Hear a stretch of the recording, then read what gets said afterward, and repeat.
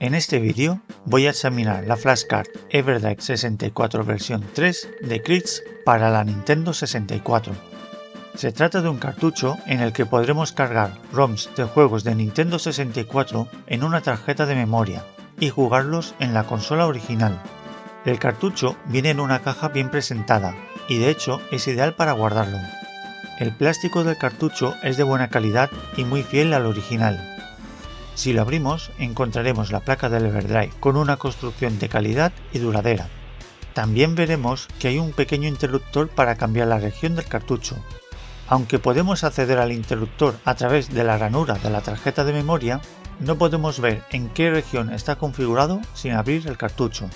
Lo pondremos en la región correspondiente a nuestra consola. Para usar el cartucho, primero bajaremos el sistema operativo de la web de crits.com y lo copiaremos en una tarjeta SD. También copiaremos ROMs para la Nintendo 64.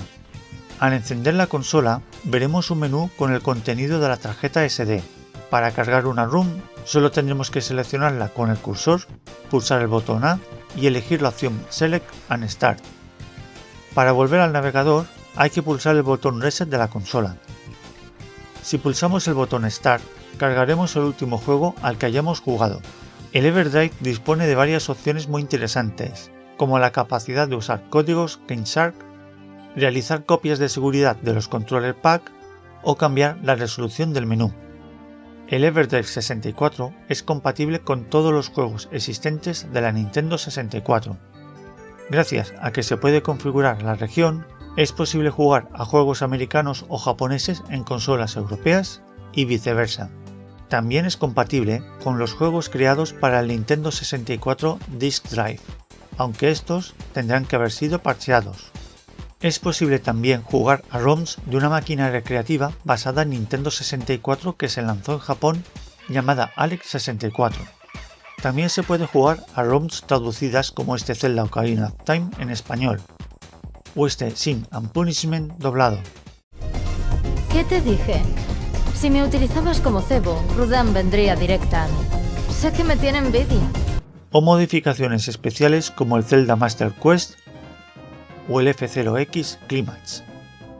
El EverDrive 64 lleva un reloj en tiempo real, por lo que también se puede jugar a Odobutsu no Mori, conocido como Animal Crossing.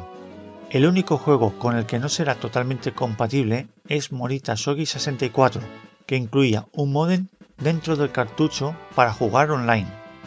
Pero como los servidores de ese juego ya no funcionan, pues da igual. Por si fuera poco, también pueden ejecutarse juegos de NES mediante un emulador.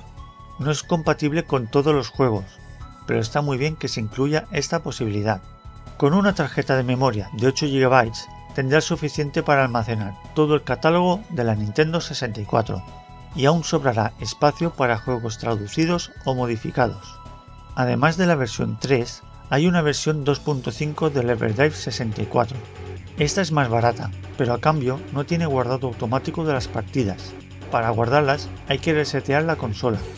Tampoco tiene reloj interno, por lo que no es compatible con Animal Crossing. Y por último, carece de puerto USB para tareas de desarrollo en la Nintendo 64.